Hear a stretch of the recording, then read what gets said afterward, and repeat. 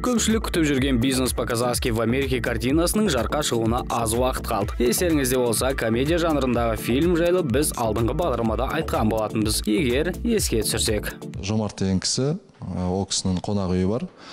Және де ол қонақ үйде туысқандармен бірге жұмыс істейді. Туысқандар оған көмектеседі. Және осы туысқандарымен Америка Құрама Штаттарына барады ғой. Өте қызық болады. Gaku Entertainmentпен бірлесіп түсірілген туынды шынымен де өте қызық болды. Сенбесеңіздер, аталмыш картинаның трейлерін тамашалаңыздар. Ол осыдан 2 күн бұрын жарыққа шықты. Мы братишку потеряли в городе. Я думаю, что нам лучше расстаться. Чё? Ет-етке, сорпа бетке. Да, что случилось? Аргазагым жалғызым. Помоги, брат. Казак-Американ бир туган. Трейлері расымен де күлкілі, онда қазақи әзілдерді байқауға болады. Айтпақшы, Нұрлан тіл білмегендіктен біраз қиналғанын айтқан болатын. Бірақ Қытай тілін жақсы меңгерген секілді. Are you Mr. Chen and Mr. Chmo? Mr. Chen, Mr. Chmo.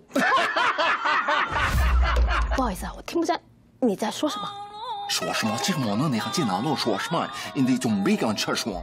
туындының толық нұсқасын сіздер 29 желтоқсаннан бастап еліміздің барлық кинотеатрларынан көре аласыздар. Ендеше, қапы қалмаңыздар.